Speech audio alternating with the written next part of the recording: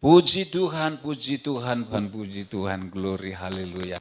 Salam dulu kiri kanannya, katakan Tuhan kita luar biasa, haleluya. Amsal 30 ayat 24 sampai 28.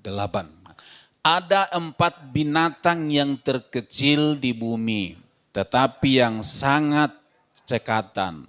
Semut bangsa yang tidak kuat, tetapi yang menyediakan makanannya di musim panas. Pelanduk bangsa yang lemah, tetapi yang membuat rumahnya di bukit batu. Belalang yang tidak mempunyai raja, namun semuanya berbaris dengan teratur. Cicak yang dapat kau tangkap dengan tangan, tetapi yang juga ada di istana raja. Judulnya adalah melihat potensi diri. Katakan sama sebelahmu, 1, 2 ya. Melihat potensi diri. Oke. Melihat potensi diri. Saudara, hari-hari ini ada banyak orang yang melihat kehidupan ini hanya dari sisi negatif melulu. Sehingga tidak pernah mengalami kemajuan dan kemajuan dalam hidupnya. Haleluya. Ingatkan sebelahnya, bukan kamu itu bilang, tapi aku bilang. Haleluya. Yang selalu dilihat, selalu negatif, itu sebabnya tidak pernah alami kemajuan. Percayalah, orang yang selalu negatif thinking dalam hidupnya tidak akan pernah maju hidupnya. Buktikan saja 1 tahun, 2 tahun, 5 tahun, 10 tahun hidupnya ajek. Haleluya. Allah tidak pernah salah menciptakan saudara dan saya. Katakan sama-sama 1, 2 ya. Allah tidak pernah salah menciptakan saudara dan saya. Bilang sama sebelahmu, Allah tidak pernah salah menciptakanmu. Amin. Tidak pernah salah. Anda dan saya bukan produk gagal. Haleluya. Tidak ada produk gagal di dalam Yesus. Allah tidak pernah salah menciptakan. Allah tidak pernah kebetulan kita ada di muka bumi ini. Semua ada di dalam rancangannya Allah. Haleluya. Bukan kebetulan saudara lahir di keluarga yang tidak beruntung. Bukan kebetulan. Tapi Allah sedang merancang segala sesuatu dalam hidupmu. Ada banyak orang selalu melihat dengan kacamata negatif kehidupan ini dari hari ke hari selalu negatif. Tidak pernah ada yang positif. Itu sebabnya tidak pernah bahagia hidupnya. Haleluya. Tapi yang jelas Allah tidak pernah salah menciptakan kita. Semua baik. Haleluya. Apa yang kau perbuat semua baik. Yuk kita belajar dari 4 binatang yang lemah ini. Tetapi mereka sangat luar biasa. Haleluya. Kita mau melihat ke-4 binatang yang sangat lemah ini. Tapi mereka luar biasa. Yang pertama adalah semut. Katakan sama-sama, semut. Semut bangsa yang tidak kuat, tetapi yang menyediakan makanannya di musim panas. Alkitab seringkali dan berulang-ulang mengingatkan, mengajarkan kita belajar kepada semut. Hai pemalas, belajar kepada semut, berarti semut itu kadangkala lebih pintar dari manusia. Semut saja dia bisa memikirkan hari esok. Tapi manusia seringkali tidak memikirkan hari esok. Apa yang ada hari ini diselesaikan habis. Besok menderita. Tapi semut, dia memikirkan jauh ke depan. Keren gak? Tuhan itu dahsyat. Apa yang kita bisa pelajari dari semut? Yang pertama, semut tidak pernah putus asa dalam hidupnya. Katakan sama-sama, tidak pernah putus asa. Haleluya. Apakah saudara pernah lihat semut putus asa? Apakah saudara pernah lihat semut stres, susah? Tidak pernah. Kenapa tidak pernah susah dan stres? Hah? Karena mereka tidak peduli apa kata pakar. Mereka tidak peduli apa kata sekelilingnya. Yang dia tahu adalah saya adalah seekor semut dan hidup saya adalah seperti ini. Dia tidak membandingkan dirinya dengan yang lebih hebat. Dia sadar inilah aku dan aku jalani hidup seperti ini. Bersyukur hidup bahagia. Haleluya. Ojo dibanding-bandingkan. Haleluya. Semakin dibanding-bandingkan semakin susah. Bersyukurlah dengan apa yang ada. Tidak pernah putus asa. Haleluya. Berapa banyak orang-orang Kristen hidup di dalam keputusasaan. Hidup dari hari ke hari mengeluh putus asa. Kapan selesainya? Kita yang harus menghentikan. Stop putus asa. Stop mengeluh. Bersyukur. Ada mujizat di dalam bersyukur. Kalau bersyukur pasti ada kekuatan baru. Tapi coba mengeluh dan menggerutu. Menggerutu. Tulang-tulang semakin kering. Kata firman Tuhan. Apalagi yang kita bisa belajar dari semut.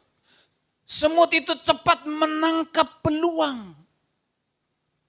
Kalau kita taruh di sini roti, saudara-saudara, di sini tidak ada semut. Tapi tunggu sebentar lagi sudah dikerumunin oleh semut.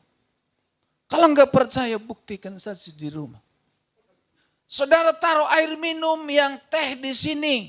Atau sembunyikan saja di mana, di tempat yang paling sunyi. Sebentar lagi ada semut di situ. Dia bisa cepat membaca peluang. Tapi seringkali kita tidak pernah bisa melihat peluang. Haleluya. Di sekitar kita ini penuh dengan peluang sebenarnya. Haleluya. Sebenarnya tidak ada alasan orang untuk pengangguran. Di sekitar kita ada banyak peluang. Haleluya, tapi mata kita yang buta tidak bisa membaca peluang. Haleluya. Cari kerja enggak perlu jauh-jauh di sana. Di sini banyak peluang. Haleluya. Jangan cari kerjaan tapi ciptakan peluang. Haleluya. Iya. Bukankah kita punya tangan, punya gigi, punya telinga, punya mata, semua lengkap. Haleluya. Bisa menangkap peluang. Jangan kalah dengan semut. Amin.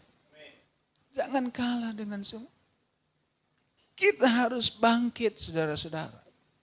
Anak Tuhan harus bangkit. Anak Tuhan harus bangkit. Jangan ngono-ngono baik. Terus. Amin. Harus bangkit. Lupakan yang di belakang. Berlari ke depan. Raih masa depan yang penuh harapan. Yang ketiga yang kita bisa pelajari dari semut. Semut semangat. Kerjasamanya itu tinggi. Kalau ada bangkai saja, semut langsung datang satu, kemudian yang lain datang langsung mereka gotong-gotong itu. Enggak ngomel. Dia tidak frustrasi, tapi dia enjoy saja. Gitu. Haleluya. Kenapa dia semangat? Karena dia tidak mendengar apa kata pakar. Dia tidak membanding-bandingkan dirinya dengan yang lain. Haleluya. Jangan bandingkan diri dengan yang lain. Tapi dengarlah apa kata Tuhan. Yang terakhir kita belajar dari semut. Semut tidak mudah bersungut-sungut dalam mengangkat beban yang berat. Haleluya. Bilang sama sebelahmu jangan kalah dengan semut. Lalu kita akan belajar binatang yang kedua. Pelanduk. Pelanduk bangsa yang lemah tetapi yang membuat rumahnya di bukit batu. Lihat dia begitu anteng di situ. Dia tidak peduli apa yang terjadi di dunia ini. Mau harga beras naik, dia tidak peduli.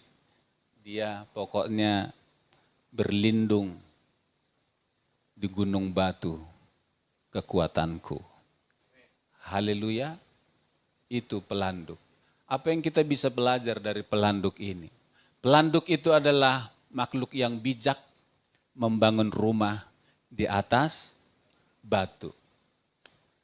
Mazmur 18 ayat 31 firman Tuhan bilang begini. Ya Tuhan bukit batuku, kubu pertahananku, dan penyelamatku, Allahku, gunung batuku, tempat aku berlindung, perisaiku, tanduk keselamatanku, kota bentengku. Pelanduk ini saudara-saudara, kalau dia tidak hati-hati, dia akan gampang dimakan oleh pemangsa di hutan.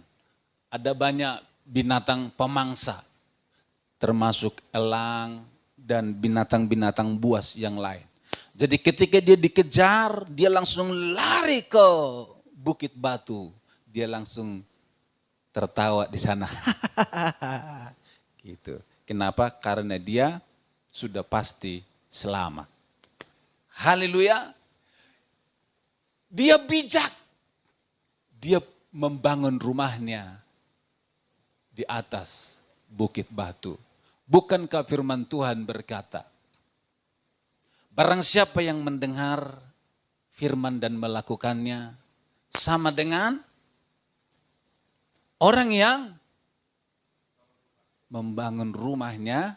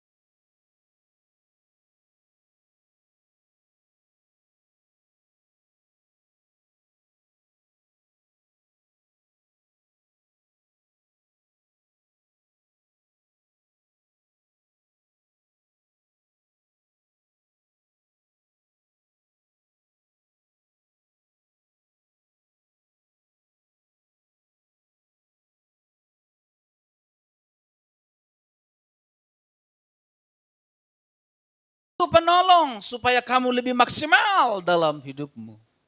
Makanya Hawa diciptakan dari tulang rusuknya Adam. Barulah dia ditolong. Di sini yang masih gadis-gadis berarti calon Hawa bagi si Adam. Jadi yang calon Hawa, kalau calon si Adammu pengangguran, jangan mau. Itu tidak sesuai firman Tuhan. Haleluya. Jangan mau sama laki-laki yang pengangguran. Laki-laki yang pengangguran jangan cari istri wis. Enggak usah menikah. Kalau pengangguran. Mau dikasih makan apa? Mau bikin susah anaknya orang. Haleluya. Jadi anak-anak muda yang belum bekerja, yang sudah lulus tapi masih pengangguran, gak usah pacaran. Nanti kasihan anaknya orang. Tapi kalau sudah kerja, targetmu harus punya rumah. Jangan pacar dulu, punya rumah. Kalau udah punya rumah, ya beli rumah satu lagi. Supaya apa? Rumah yang satunya kontrakan. 1 tahun berapa? 6 juta. Berarti sudah ada penghasilan tambahan toh. Haleluya. Ada penghasilan dari situ, ada penghasilan dari sini, sudah punya rumah. Tinggal cari penolong. Supaya apa? Supaya ada yang mengelola uang.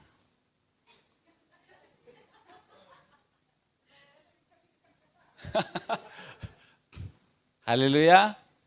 Si Hawa juga jangan berpikir menuntut, kamu yang cari ya, aku di rumah menghabiskan. Itu namanya perongrong. Haleluya. Si Hawa bukan perongrong, tapi penolong. Kalau suaminya sakit, dia yang harus ambil alih. Kalau suaminya lumpuh, tidak berfungsi, otaknya dia harus pakai.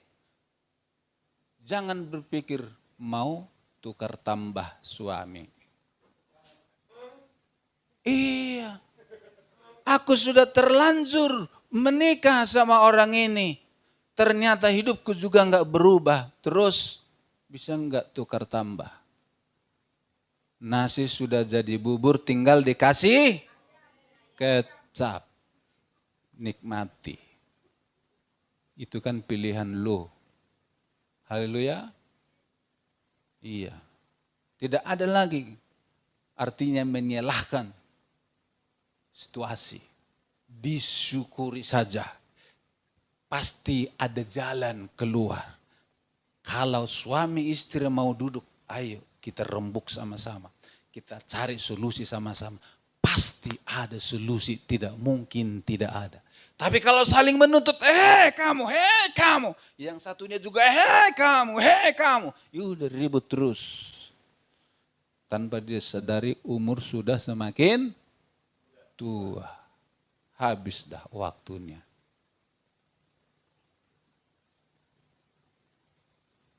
Mazmur 133 berkata, kalau rukun, maka Tuhan memerintahkan berkat ke sana. Seperti embun di Bukit Hermon mengalir ke Bukit Sion.